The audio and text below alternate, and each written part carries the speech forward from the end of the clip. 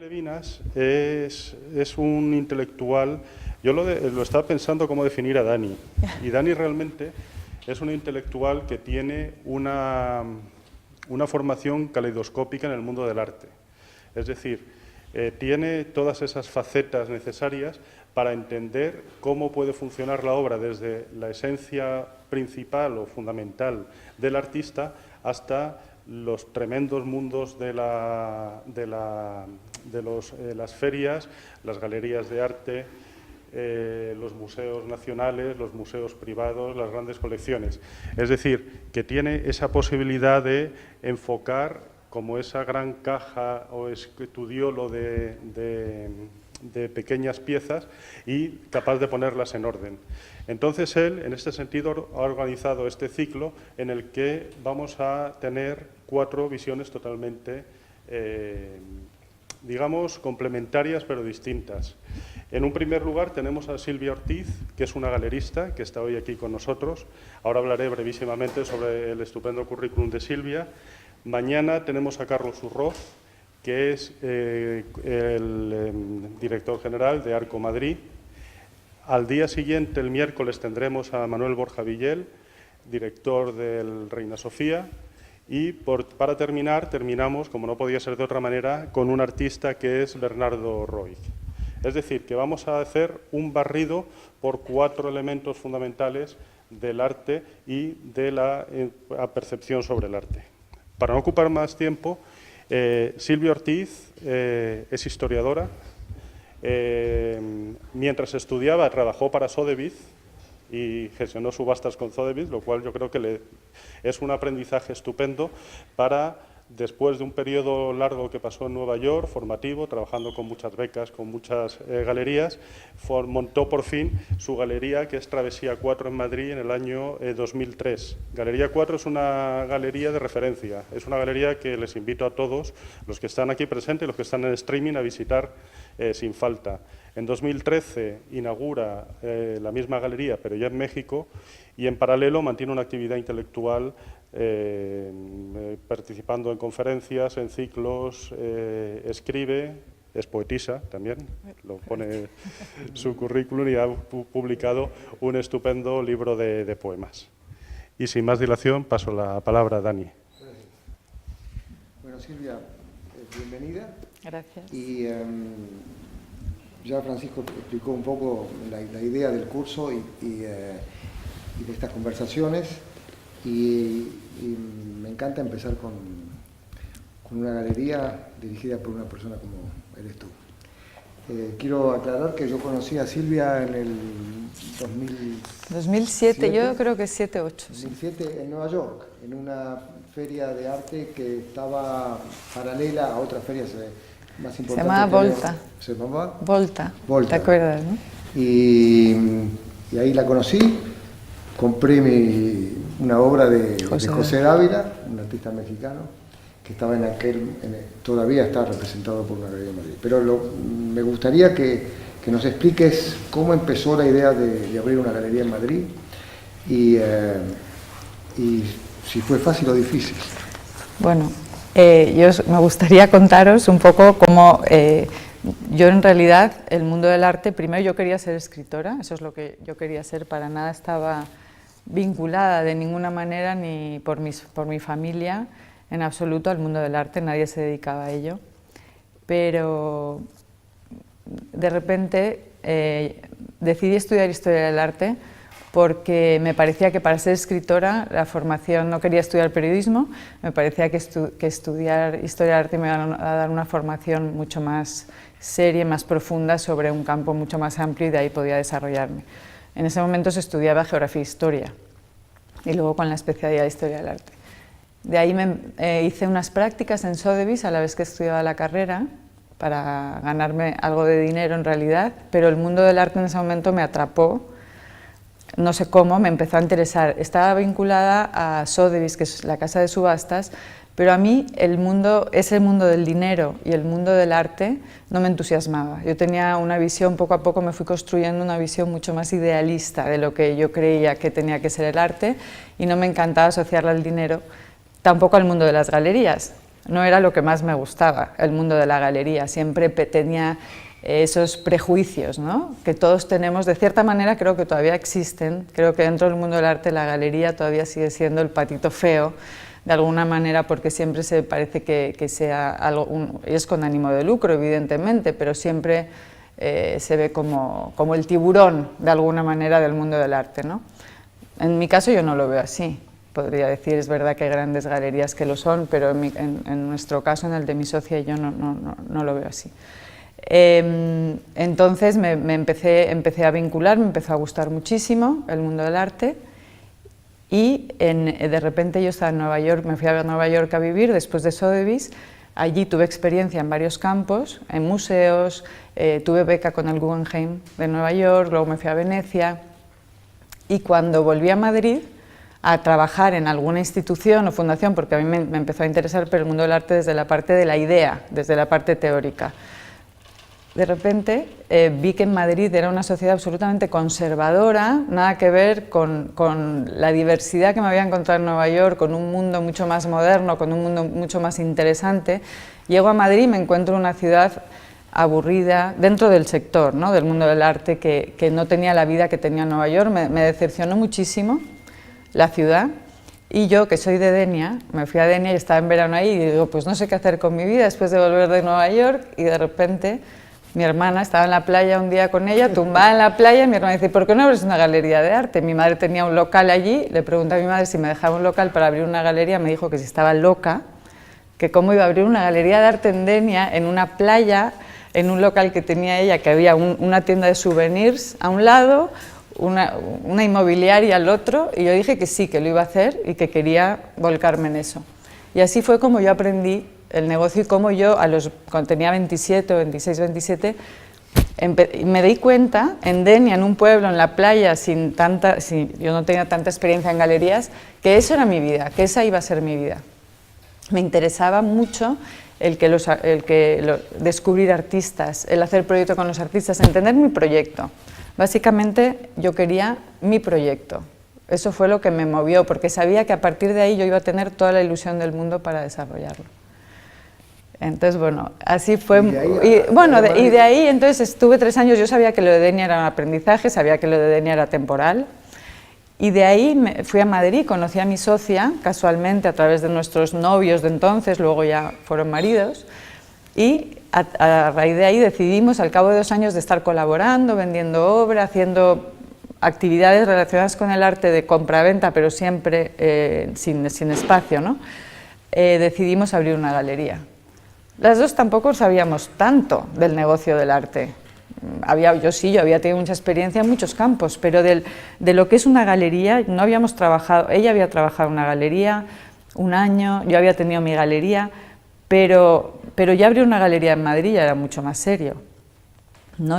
Tus propuestas ya tenían que ser mucho más serias. Entonces nosotros empezamos de una manera muy orgánica, aprendiendo dentro del propio negocio, y quizás se ha dilatado en el tiempo el poder reflejar lo que queremos ser, ¿no?, y el poder decir, somos esto. Hemos tardado más tiempo, pero ha sido preciosa la experiencia de aprender sobre la marcha, ¿no?, y de equivocarnos, porque en una galería siempre se tiene que equivocar, es fundamental equivocarse, darte cuenta de las cosas que haces, es un trabajo apasionante. Te enganchas, tú lo dirás, que en este mundo del arte es un mundo que te atrapa y del que no puedes salir. O sea, yo creo que es muy difícil salir, ¿no? Y tú, Dani, dime un poco, porque, bueno, ya hablando de mí, pero a mí me interesa mucho saber en qué momento, cuál fue, porque Dani, bueno, pues ahora le vemos que yo he estado en su casa en Washington y tiene una colección maravillosa y es un apasionado del mundo del arte, y siempre es tan vivo, porque sobre todo lo que tiene Dani es que siempre es un generador de ideas y de proyectos, y me interesa mucho porque siempre está buscando la novedad, siempre le gusta lo nuevo, lo joven, ¿no? Pero a mí me gustaría saber en qué momento empezó el mundo del arte a atraparte a ti. Si hubo un momento o simplemente fue... ¿Cómo fue? No sé si fue un momento, yo creo que fue un proceso que empezó desde que yo era niño, porque estaba rodeado cosas que tenían que ver con el arte. Mi madre era artista, diseñadora de modas, y siempre nos llevó a estudiar arte, nos llevó a museos, a exposiciones. O sea que eso fue mi experiencia en el arte. Como coleccionista te diría de que quizás empezó cuando tenía 18, 19 años. Viajé a Europa, viajé a Estados Unidos y mis primeras compras eran pósters de exposiciones de arte. Excepto uno del Che Guevara que te compré. Pero eran pósters, y entonces eso me llevó a ver las galerías, a ir a los museos. Empecé a coleccionar libros de arte. También. Tengo una colección de libros de arte que siempre digo yo, si algún día tengo la mala suerte de que tengo que vender por razones económicas mi colección, venderé todo, pero no venderé mis libros de arte, porque ahí está todo, y está inclusive nuestra historia, mía y de mi mujer, porque cada vez que vamos a un museo a visitar una exposición, terminamos comprando el catálogo, entonces esos son recuerdos, claro. Y es un poco nuestra vida. Y eso es así como empezamos. A mí me interesa saber de tu parte la selección de los artistas, porque me parece un tema importante, y a diferencia ¿cuál es la diferencia de tu galería con otras galerías en Madrid y en el mundo en general? Pero ¿por qué te dedicas a estos artistas y no a otros? Yo veo que en tu galería, por ejemplo, hay muchos artistas extranjeros. ¿Empezaste así o no? ¿Cómo se dio? Yo, en realidad, cuando empecé con artistas, cuando yo tenía la Galería Andenia, algunos de esos artistas se vinieron a la Galería de Madrid. Casi todos eran españoles, alguno era extranjero, ¿no? Porque yo sí que, como en mi etapa en Nueva York, había conocido a varios artistas, viajaba mucho, pero muchos españoles. Poco a poco, ya te digo que no ha sido un planteamiento tan consciente, sino ha sido absolutamente orgánico y ha ido con el conocimiento que poco a poco hemos tenido. Entonces, como la primera feria, nosotros abrimos en el 2003, en el 2004 nos invitan a la primera feria en México. Nosotros no teníamos relación con el arte latinoamericano, o sea, así yo no había tenido casi nunca relación con el arte latinoamericano. Sí que había estudiado en NYU, cuando en mi época de Nueva York, yo había estudiado 3 meses en NYU, en la Universidad, arte latinoamericano. Siempre me había interesado, pero no desde el arte contemporáneo, desde mi negocio. Pero llego a la feria de México y tengo un encuentro, me paseo la feria, ¿no? Y veo un poco los stands. Era el primer año de la Feria de México, en ese momento. El 2004 fue el primer año que Célica García hace la feria, no en Guadalajara, sino en el DF. Y allí me paseo por los stands y voy viendo artistas y me topo con un papel arrugado de una mujer a caballo, paseando por una playa, ya un papel todo arrugado, una foto enorme. Y me quedo, bueno, esa cosa que nos pasa, ¿no? De la intuición, porque ¿qué me dices? ¿Qué es lo que...? Yo creo que hay una intuición y hay un vuelco ahí dentro, en el estómago, en el corazón, en algún sitio, que dice, esto me interesa, esto me gusta por algo, ¿no? No sé si hace un clic las neuronas con alguna parte de la experiencia de uno o de algo, que es por eso es tan personal lo del arte, ¿no? Y hablo con el galerista, era un galerista mexicano, y allí veo, era José Dávila, ¿no? Y entonces allí le digo a Enrique Guerrero, que era su galerista, enséñame este artista, me empezó a enseñar el dossier y me dice, oye, si quieres te lo mando a tu stand. Y le digo, es que me interesa mucho, ya me empecé a emocionar, bueno, esa emoción que te da cuando ves a algún artista que te gusta, ¿no? Y entonces me vino a ver José Dávila, empezamos a hablar y ya le invité a una exposición en Madrid, o sea, así fue todo rapidísimo.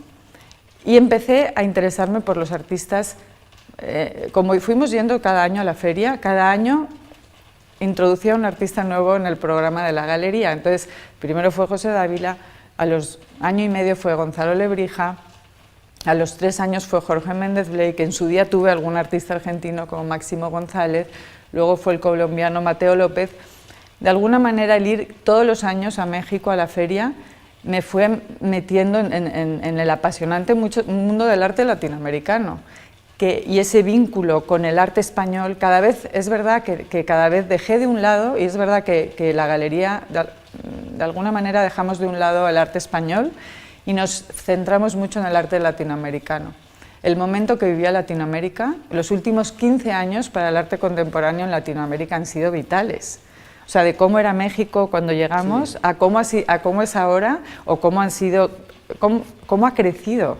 Todo eso ha sido fascinante verlo. Lo hemos vivido y el arte latinoamericano, luego poco a poco ahora hemos reforzado muchísimo el programa español, creo que es muy importante. Luego si quieres te comento por qué, pero sí que nuestra voluntad en la galería, básicamente, ahora mismo, después de todos estos años de errores, o no errores, o que en ese momento te gustaba, algunos artistas pierden el fuelle a raíz de los años, no sé por qué, pues cambian, otras veces cambia tu gusto, ¿no? Y ves que no has acertado, o porque dejan de ser profesionales, no sé, hay muchas circunstancias que te llevan a cambiar el programa. Yo creo que desde hace 4 años tengo una ilusión, y creo que es lo que está moviendo ahora el programa de la galería, que está cambiando bastante, que es fortalecer el discurso del sur del mundo. Y esto para mí es vital, porque llega un momento en que te das cuenta, pues como vivimos ahora en la Semana de la Mujer, ¿no? que nos está pasando con la mujer, con la discriminación.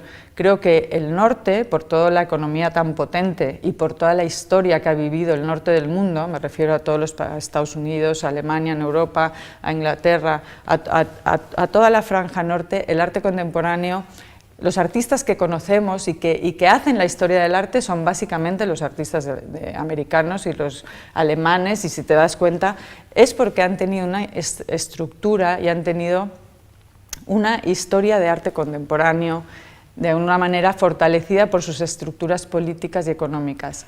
Eso no ha pasado en el sur, entonces seguimos con una hegemonía a nivel artístico del norte del mundo. A mí me encantaría poder cambiar eso.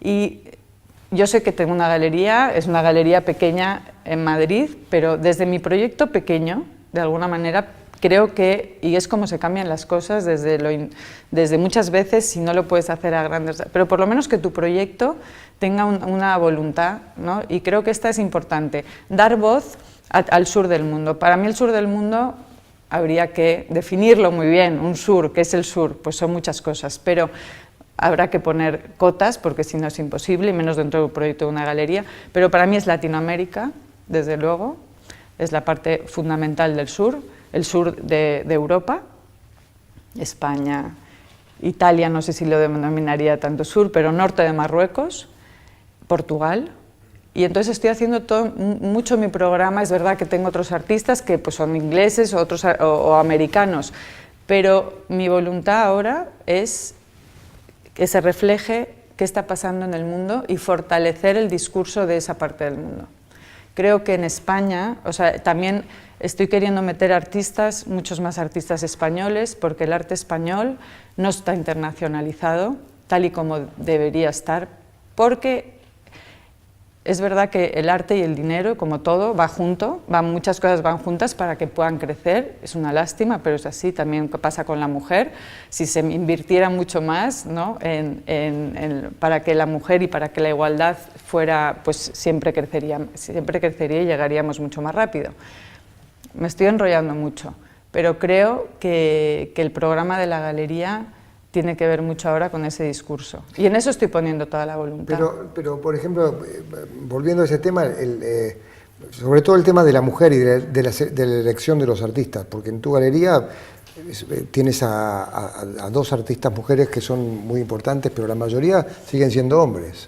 Sí, es verdad que ni siquiera nos habíamos dado cuenta, ¿eh? Porque Eso claro, pasa. es verdad que cuando nosotros empezamos la galería somos 2 mujeres que somos socias, en ningún momento no nos habíamos planteado, porque yo tengo una educación en la que ni siquiera me he planteado si son hombres o son mujeres. Yo siempre pretendo ver el arte desde un punto mucho más amplio, no me quería parar ni a pensar en geografías, porque el arte al final es universal, y entonces es universal tanto en género como en geografía. Con el paso del tiempo, cuando te das cuenta de cómo es el mundo y cómo son las cosas, te vas dando cuenta de que para poder decir algo y para que las cosas cambien, tienes que tener unas limitaciones, o tienes que tener, pues, lo que pasa con la mujer, ¿no? Pues hay que llegar a la paridad, pues sí, pues es una necesidad para luego que las cosas sean igualitarias. Pues con esto es igual, con el norte y el sur del mundo pasa lo mismo, ¿no? Y en mi galería, ahora mis 4 artistas españoles son mujeres. Y eso para mí es muy importante y me gustaría tener a más artistas mujeres. De hecho, ahora estoy con otra artista española, mujer. Tampoco he buscado que sea mujer, ha venido así, sí, me encanta. Entiendo, sí. Y me encanta eso, me encanta pero evidentemente sí, tendría que haber una paridad entre hombres. Mira, yo ya me he dado cuenta que las mujeres, la galería, los artistas en España, mis artistas son mujeres y en México son hombres, no sé por qué. O en Latinoamérica son hombres. Esto de que tú dijiste de por qué el arte español no tiene la trascendencia que debería tener internacionalmente es una cosa que yo también me he preguntado mucho y que lo veo. Y no sé cuál es la respuesta, pero definitivamente existe un problema.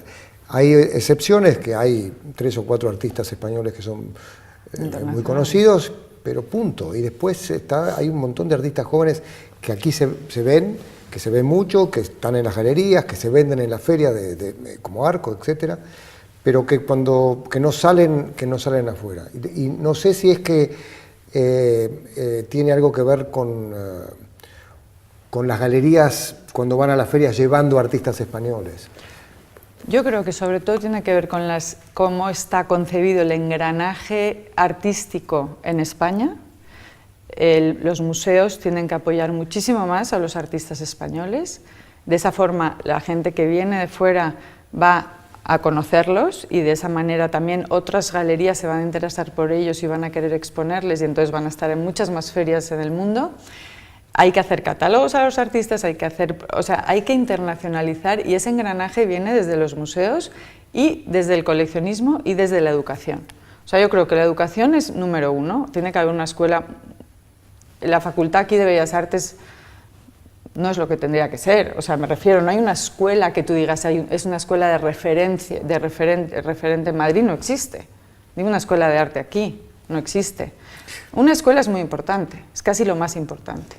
Pero sin embargo, comparándolo con otros lugares donde voy, sobre todo en Latinoamérica, ves aquí lugares de exposiciones o lugares donde se muestra arte que están cada día hay más en España, pero está muy y en Madrid, no solamente en Madrid, pero en España en general.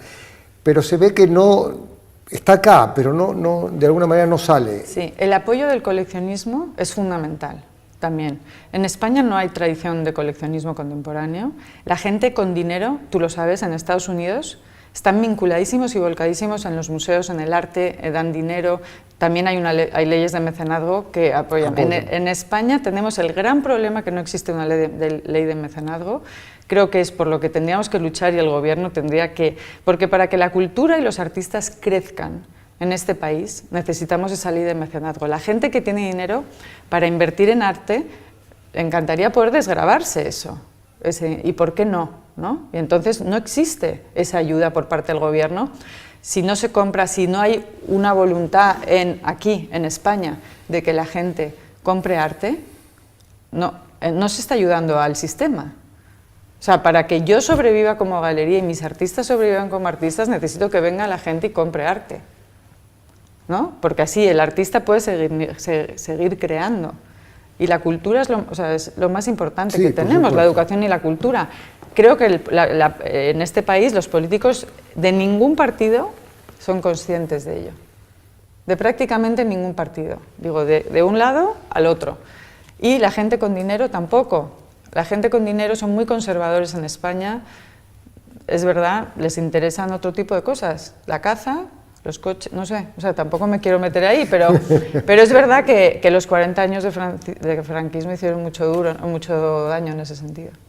O sea, en ese sentido ha sido tremendo, porque todavía queda un rastro muy grande en España de eso, a nivel para que el arte contemporáneo forme parte de la vida cotidiana de la gente. de los jóvenes, de todo el mundo. No existe, el arte contemporáneo no está en el ADN de la gente, sí en otros países.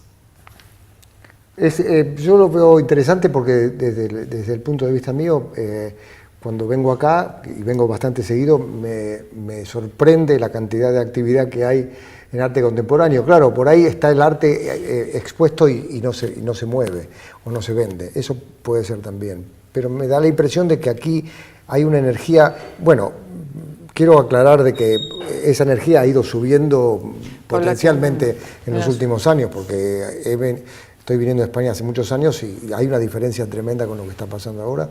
Creo que lo que está haciendo Reina Sofía es fabuloso, la casa encendida, lugares como esos que ayudan mucho. Claro, quizás eso no sea suficiente, que hace falta que la gente, como tú dices, que tiene dinero y que podría llegar a ser coleccionista, se entusiasme más con ese tema.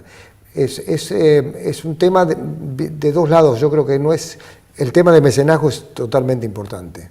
El mecenazgo no tiene que ayudar a uno a comprar, pero tiene que ayudar a que cuando uno quiere disponer de la obra tenga algún beneficio, sobre todo si la dispone para dársela a un museo. Exacto. Porque si no, no tiene ninguna ventaja. Sí. Entonces, eso yo creo que el tema del mecenazgo es un tema que realmente... Pero políticamente es muy difícil para un político explicar a la gente que lo vota que va a ayudar a esta gente rica a desgravar lo que compra en arte, cuando la gente dice, pero ¿cómo? Mis hijos van a un colegio que no tienen lápices. Entonces es medio difícil. Sí, no, es difícil, pero si piensas que eso va a generar más cultura y que la cultura es el futuro de la gente, ¿sabes? El futuro de los países, o sea, hay que mirar a largo plazo, ¿no? Todo esto son medidas no pensadas para el momento. Hay que pensar a largo plazo las cosas, hay que pensar en las generaciones, ¿no?, que vienen. Los políticos piensan en hoy y mañana, no piensan en el futuro. Lamentablemente. Es un problema que no solamente pasa aquí, pero hay algunos países que están más adelantados en ese tema y es por eso que, por ejemplo, en Estados Unidos, donde yo vivo, las grandes colecciones que están en los museos, The National Gallery of Art en Washington fue donada en un 80% por una sola persona, hace muchos años, el señor Mellon. Y el Guggenheim era un señor Guggenheim, y el Hirshhorn, otro museo importante de arte contemporáneo, la mayor parte de la colección la donó un señor Hirshhorn. Entonces, lo hacen, no es un completamente, se puede equiparar lo que uno gasta con lo que le va a desgravar, porque no es así, solo se puede grabar muy poco, pero por lo menos es un incentivo para poder dar eso, para que lo goce más gente. Y sobre todo que los políticos, no sé, bueno, quizá no lo ven en el momento, pero el arte está hablando de libertad y de conocimiento. La libertad y el conocimiento es lo que te va a formar y lo que va a hacer que el mundo avance y la gente crezca y el mundo cambie. Estamos hablando desde el machismo, o sea, todo esto tiene que ver con todo lo que está pasando en el mundo. Y si no fomentamos en el conocimiento y la cultura, vamos a seguir siendo pobres de espíritu y en consecuencia vamos a ser gentes mucho más pobres, ¿no?, en todos los aspectos. La creatividad es tan importante como cualquier otra cosa, la libertad, ¿no? Tanto que se habla de la felicidad y de ser felices, ¿no? Yo no sé si alguien, o sea, si realmente es una utopía lo de la felicidad, pero por lo menos el arte es una de las cosas que pueden llegar a darlo, ¿no?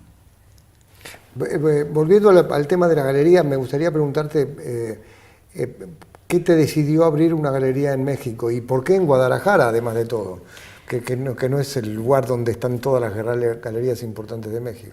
Sí, no, en Guadalajara no había una escena del arte muy grande. Desde luego ahí, cuando yo llegué había 2 galerías, 3 galerías máximo, y es una ciudad de 7 millones de habitantes.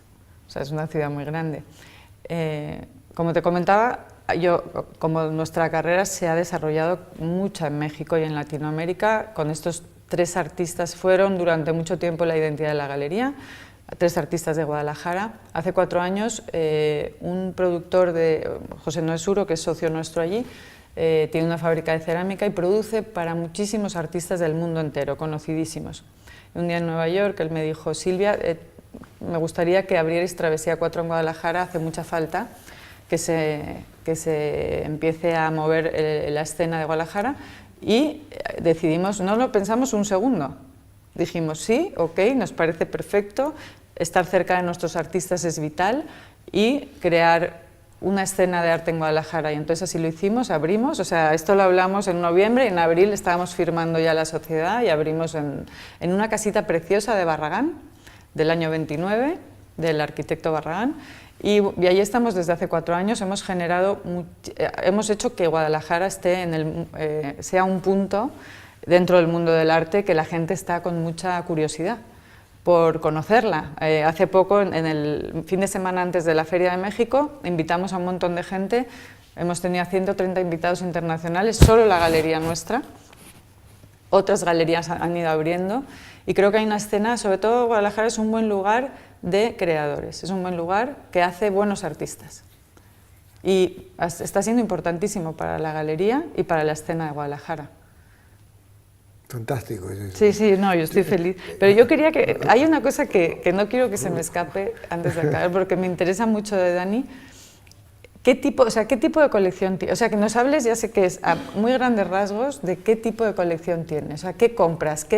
¿Y qué te mueve cuando ves una... O sea, un poco, ¿qué tipo de colección y qué te mueve cuando ves una obra y la compras? Es difícil... explicar las razones por las que uno compra. Es un poco un vicio, además, y es una pasión. Pero yo estoy haciendo unas entrevistas ahora a coleccionistas de arte y mecenas. Y cuando voy a hacer esas entrevistas me doy cuenta de que no hay dos coleccionistas iguales. Los motivos para coleccionar son diferentes, la manera de coleccionar es diferente. Rosa de la Cruz me dijo en una entrevista, que es una gran coleccionista de Miami, me dijo, ella no compra con el corazón, ella compra con la cabeza, y me dijo, porque hay muchas cosas que yo quisiera comprar, porque el corazón me dice que las compre, pero no las compro porque solamente compro lo que puedo mostrar. Y cuando ella se refiere a mostrar, ella piensa en el conjunto de obras que tiene, que quiere mostrar en su museo o en su casa para que tenga un contexto. Es interesante porque es completamente diferente a otra gente que ve una obra, le gusta y la compra y no le importa nada lo que tenga de él. Mi colección empezó siendo de artistas argentinos. Cuando me mudé a Estados Unidos siguió siendo de artistas de la zona de Washington, que tenía una escuela de arte muy buena que se llamaba la Escuela del Color. Y después empecé a viajar y a ir a las ferias, y por algún motivo que también debe estar en el ADN, cuando recorría las ferias y había algo que me gustaba, terminaba siendo que era latinoamericano. Y compré muchas obras de Latinoamérica sin saber que era latinoamericano. Ajá. Y también yo diría de que el 50% de la colección, o cerca del 50%, son mujeres. Y más que el 50% son latinoamericanos. Pero tengo un ejemplo, una anécdota de haber estado en una feria en Torino. Recorrer toda la feria, había una obra que me encantó, volví a verla, la galería era inglesa, Timothy Taylor, el artista era mexicano, Gabriel de la Mora, la que me atendió en la galería era una americana, el que compraba, que era yo, era un argentino, y estábamos en Italia. O sea pero lo interesante de eso es que todo lo que vi, la que me llamó la atención, y yo no conocía a Gabriel de la Mora, ni de nombre. Después me enteré de que era un tipo bastante conocido, en México, porque además no es del grupo de los otros mexicanos. Sí, es una manera un poco aislada. Sí, está un poco aislado. Entonces la colección se fue creando de esa manera, pero como dije hoy, la semana pasada fue Arco y terminé comprando 2 artistas españoles que ni siquiera son contemporáneos, que son de los años 70 y 60 y 80. Pero ahora viendo lo que estás comprando, te está interesando más la pintura. Sí, me interesa mucho. Estás volviendo un poco... Estoy volviendo a la pintura. Empezó mi colección con pintura, después fue un poco más minimalista, conceptual, fotografía, videos, y ahora estoy volviendo a la pintura. Me da la impresión de que es una cosa bastante larga de explicar, pero la pintura es lo que más envuelve al artista con la obra. Porque las obras de arte conceptual necesitan el concepto, necesitan la idea, pero a veces el artista lo dibuja y lo termina siendo un herrero o lo termina... Sí, bueno, así es. El arte conceptual... No, que no tiene nada de mal, no tiene nada de mal, pero la pintura, el artista está dentro de la tela y con su esfuerzo y todo eso, y por eso estoy volviendo. Y es difícil encontrar buenos pintores, Y es difícil encontrar buenos pintores. Por eso has comprado dos de los años 70. Sí. No sé cómo andamos de tiempo, pero quizá tendríamos que preguntar si alguien en la audiencia quiere hacer alguna pregunta. Bueno, me gustaría preguntarte algo, o sea, que creo que es muy importante que nos pasa, tenemos un minuto, que es que en mí, lo digo porque el mundo del arte es una forma de vida, en ti es tu estilo de vida, el arte, quiero decir, el arte maneja tu ocio, maneja tu pensamiento, tu matrimonio incluso. Bueno, ahora sí, ahora sí. Hasta hace unos años yo tenía una empresa, trabajaba full time ahí y siempre estaba rodeado de arte y comprando arte, pero ahora me dedico totalmente a esto. No solamente haciendo estas charlas, pero también escribiendo y yendo a ver exposiciones en todo el mundo. Hace poco estuve en la Bienal de Arte Contemporáneo de la India. Ay, ¿qué tal? Y es un lugar en el sur de la India que es increíble, donde tú no te imaginas de que puede haber una bienal de arte. Es la parte de la India donde está mucho la parte de tecnología y eso. Y bueno, la bienal es una cosa nueva que recién empieza, creo que es la tercera que hacen, pero te abre unos ojos a un mundo completamente diferente, completamente diferente. Y ahí conocí en Nueva Delhi conocí a una coleccionista hindú que colecciona con su hijo, que tiene su museo privado también, pero tiene una colección no solamente de arte de la India, sino de todo el mundo. Pero me presentó ella a artistas de la India que yo no conocía y que están haciendo unas cosas, es como descubrir Latinoamérica. Exacto. Sí. Y no es que... hubo una época que Latinoamérica, cuando yo empecé a mirar arte, era difícil distinguir qué era brasilero, qué era argentino, qué era uruguayo, porque casi todo el mundo pintaba de la misma manera. Parecido, sí. Y se notaba, esto es latinoamericano, por la forma, por los colores, sí, por los trazos. Eso ha ido cambiando muchísimo, creo que lo empezó Brasil, con artistas como Silvio Meirelles y Waltercio Caldas, etcétera, Ligia Pape, todos ellos que cambiaron un poco eso. Y después el resto de los países empezaron también así. Y hoy en día hay artistas argentinos, colombianos, como Mateo o como Jorge Macchi, sí, que puede ser un artista italiano, inglés, alemán, etcétera. Tiene algo. Tiene algo. Tiene algo. Yo te iba a decir que hay algo que yo, cuando veo obra de artistas latinoamericanos, es latinoamericano. Sí, hay algo tiene algo, pero no es tan notorio como lo era antes, me parece. Sí, eso es como la conceptualización poética, o sea, eso el objeto poético es muy de Latinoamérica. Sí. Creo, o sea, tiene ahí... es verdad, sí. Bueno, Mateo López es un muy buen ejemplo. Muy buen ejemplo, sí, sí, sí. Lo podemos dejar aquí, no sé si tenéis preguntas. Hay una pregunta.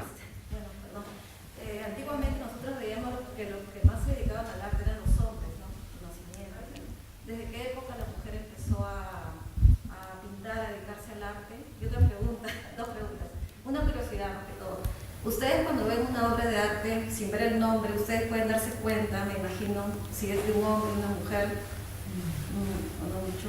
No. No. Yo bueno, no. Sí, a veces bueno, sí, a porque veces es muy obvio, porque es pintura más de género, lo que llaman pintura de género o arte de género.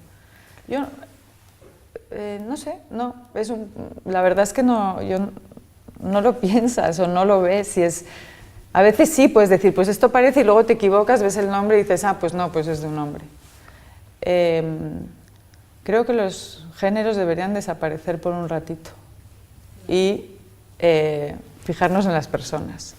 Sería una labor que todos tendríamos que hacer dentro de nosotros, intentar no ver a un hombre o no ver a una mujer. Creo que deberíamos ver a las personas. Si pudiera hacerse eso, ver una obra de arte sin pensar qué es, ¿no? Y si es de un hombre o una mujer. Yo creo que se puede ver si es hombre o mujer en la parte de protesta, en la parte donde el artista quiere decir algo. Entonces, ahí sí, porque la mujer artista quiere expresar la diferencia, quiere expresar de que ellas no tuvieron la oportunidad de que tuvieron los hombres. Sí, lo ves, claro. Y está, o expresar la violencia en contra de las mujeres, o el abuso, etc. Ahí lo notas, pero cuando la obra no es política, y cuando la obra no quiere meterse en ese tema, y quiere hablar de la naturaleza, o de la inteligencia, lo que fuera, ahí es muy difícil darse cuenta. ¿Has visto la exposición de Radical Woman en el Hammer Museum Sí. en Los Ángeles? Sí. Claro, ahí todo, es verdad que es una obra toda maravillosa, son todo mujeres radicales de los años 70, muchas de obra, con obras, bueno, hasta ahora, ¿no? Pero que ahí ves que son mujeres. Hablan de su cuerpo mucho, en ese momento están hablando con su cuerpo, están siendo con lo que dices tú, ¿no? Es un arte mucho más político y un arte sobre todo de identidad femenina. Es un arte de protesta, digamos, pero por el protesta no de la sociedad en general, sino específicamente al tema de la mujer. Yo les quería comentar una cosa. Primero, agradeceros la bidireccionalidad del diálogo, que ha sido estupenda. Enhorabuena. Luego, apoyar lo que habéis comentado de que la educación y el arte es un motor social de primer orden, que es una cuestión que desde una universidad no podemos más que aplaudir, porque trabajamos en eso y es lo que nos parece fundamental. Es decir, que desde ese punto de vista tenga una fuerza, es decir, la formación nunca es cara. Es decir, al final la formación es como no sé quién decía, dice, si usted cree que la formación es cara, pregúntele al otro lado si la cultura no resulta cara. Claro. Eso es lo que decía. Entonces, y eso me ha parecido espléndido, pero luego les quería hacer una pregunta. Latinoamérica, ¿en qué momento, cómo se está cruzando la creación artística en Latinoamérica en este momento? Me explico, es decir, la música latinoamericana contemporánea es potentísima ahora mismo, el cine es potentísimo, la literatura ni digamos cómo está, el arte plástico también es muy fuerte. ¿Notáis que hay unos lugares comunes o una retroalimentación de estas, del arte entendido, arte no solamente pintura, no solamente arte, digamos, más gráfico, sino todo el arte entendido como global, que existe ese magma ahora mismo? Yo creo que en Latinoamérica siempre hubo buenos arquitectos, siempre hubo buenos escritores, siempre hubo buenos poetas y siempre hubo buenos artistas plásticos, escultores, y es una lista interminable. La diferencia es lo que pasa hoy con las comunicaciones, y que entonces el mundo se entera de que esto está pasando, y antes no se enteraba. Y tenemos la suerte de que algunos museos, como el MoMA, por ejemplo, que es posiblemente el más importante del mundo para el arte contemporáneo, hace años que está mostrando arte latinoamericano. Y entonces, si lo muestra el MoMA, después lo muestra en otros países, y los coleccionistas que van al MoMA para ver otra cosa, descubren el arte latinoamericano por primera vez, y entonces eso es una cuestión de difusión. Y es muy fácil hoy en día para los artistas, tienen galerías en 3 o 4 partes del mundo diferentes. Los artistas, el artista que estábamos mencionando mexicano, tienen galería en México, tienen galería en Brasil, tienen galería en España, tienen galería en Alemania. Entonces, antes eso no pasaba, por los medios de transporte, por los medios de difusión, por el internet, porque la gente hoy en día ve una obra y puede buscar y la conoce y entonces averigua qué galería lo vende. Yo creo que el mundo ha cambiado y eso ha beneficiado a dar conocimiento a estos artistas que siempre existieron. Y por eso creo que, bueno, está pasando con los artistas africanos. Ahora sí. Es impresionante lo que está pasando. En África sí. Hay un boom de artistas, como hubo un boom de artistas chinos. Hace 10 años, 15 años empezaron, las grandes colecciones empezaron a comprar arte de la China. Sí. Y eso es gracias a que se abrió la China y gracias a los medios de comunicación. O sea que el arte siempre estuvo. Me parece que ahora sabemos más de eso. Sí, interesa más también, ¿no? Está Sí. como, también Latinoamérica ha vivido un boom también Sí. en los últimos 15 años. La gente está todo por hacer, hay mucho que hacer en Latinoamérica todavía. Yo lo he vivido en México, todo lo que ha avanzado es impresionante. Cómo la gente se ha educado en estos 15 años, cómo no habían coleccionistas y de repente hay muchísimos coleccionistas en México. Cómo la gente, desde la forma de vestir hasta como una voluntad de vivir de otra manera, de conocer, en 15 años, y también tiene que ver, evidentemente, la comunicación, eso es lo primero, pero las ferias de arte, cómo han crecido como champiñones durante los últimos 15 años. Todo eso ha hecho que el mercado del arte, bueno, es que no era hace 15 años no era lo que es ahora. Para nada, la gente viaja, la gente se puede estar viajando todo el año, cada día puede estar en una feria diferente del mundo, en un evento de arte del mundo. Podrías estar todos los días del año en un evento artístico. O sea, es tremendo eso, es una locura. Es un poco enloquecimiento, no sé si nos va a dar el cuerpo para tanto. Bueno, sí. Sí, perdón. Bueno, felicitaros porque he aprendido muchísimo de vosotros. Gracias. Y lo siguiente es que siempre me preocupa una cosa. El mundo del arte está cambiando mucho, tanto porque, igual que el mundo del papel, es decir, estamos hablando de las galerías tradicionales, con presencia. Pero no se está haciendo, no estoy viendo que vamos a ir probablemente hacia las galerías digitales, en las cuales alguien almacena determinados artistas, se puede hacer una visita virtual, se puede dar unos certificados de que esa obra es correcta. Yo no sé si a mí me da miedo, no estoy diciendo que me guste, estoy diciendo que a mí me preocupa. Y os dejo ahí la pregunta. Sí, bueno, no, si quieres, sí que es una cosa que todos hemos pensado, ¿no? De alguna manera. Lo que pasa es que la experiencia física con la obra es importantísima, para mí por lo menos. También me pasa cuando voy a comprar ropa. O sea, yo necesito tocar y no lo puedo comprar por internet, pues no sé, hay gente que compra todo por internet y yo necesito tener la experiencia física porque a mí me pasa, yo recibo, o tú por ejemplo, yo te mando un dossier con pintura y lo ves en eso y de repente llegas a la galería, lo ves en persona y dices, bueno, es que no tiene nada que ver con lo que me has mandado en la foto, aunque sea la mejor foto del mundo.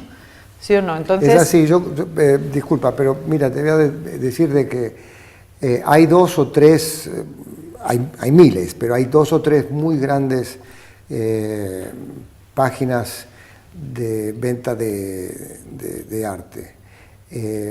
Y por supuesto ahora puedes mirar una subasta por internet mientras se está pasando y puedes comprar mientras se está pasando. Esas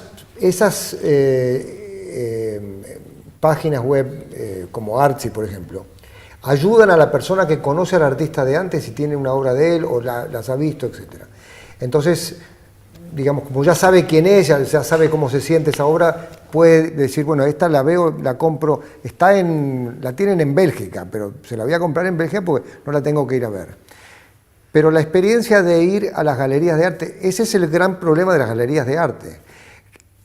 No hay como la experiencia de ir a una galería de arte, porque cuando tú ves la exposición de un artista y hay 10 obras o 15 obras, es una experiencia ver todo eso junto y entiendes por qué esa obra tiene que ver con las otras obras. Después la compras y la tienes solo, pero tú entendiste la experiencia.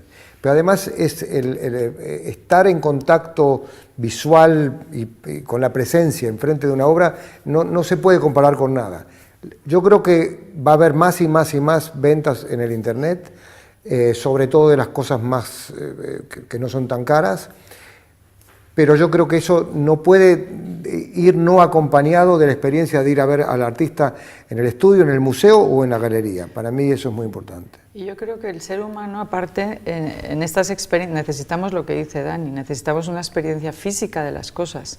Yo no sé el mundo dentro de 100 años si ya no, el ser humano no va a necesitar eso, ¿no? Esa experiencia física, no lo sé. De momento, la experiencia física la necesitamos. No nos vamos a quedar en casa todo el día viendo todo en internet porque nos da algo, o sea, necesitamos movernos, somos seres móviles, ¿no? Necesitamos, y ya solo por cómo estamos compuestos, creo que vamos a tener que ir, y las colas en los museos son inmensas, los museos cada vez están más llenos, creo que sigue, la presencia sigue siendo... Sí, ¿no?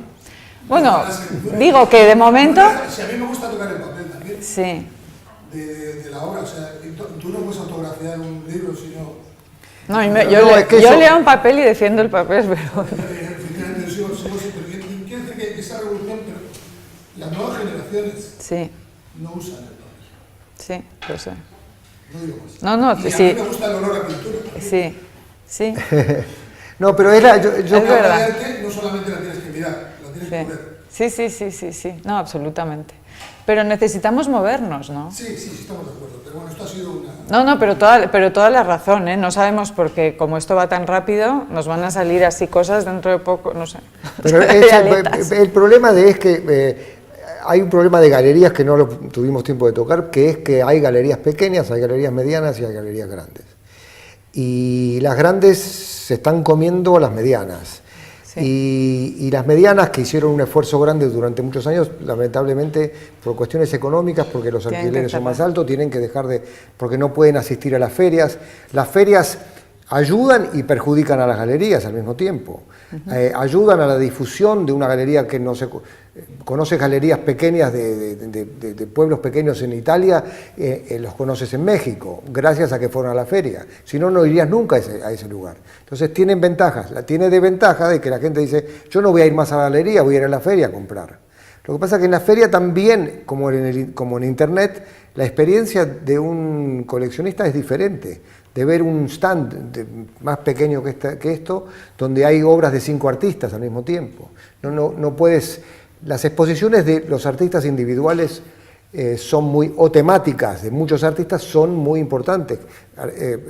Exposiciones que están comisariadas, porque aprendes. Eso no lo puedes ver en el Internet. Pero no cabe duda de que mucha gente decía que no se iban a poder vender zapatos por Internet. Y sin embargo, una de las más successful o exitosas empresas en Estados Unidos vende zapatos por Internet. O sea que todas esas cosas se fueron por la ventana. No se puede saber. A las galerías tampoco viene tanta gente. No. A los museos va más, a las galerías la gente no va tanto, no sé si interesa o no, pero bueno, la gente no, yo creo que... Hay que hacer algo para que empiecen a ir más. Ahí están abiertas y no se cobra. Exacto. Y son privadas. Y aquí te atienden bien, además, cuando vas a una galería. Así que les recomiendo a todos que vayan. Bueno, nada más. Muchas gracias. Gracias. Muchas gracias.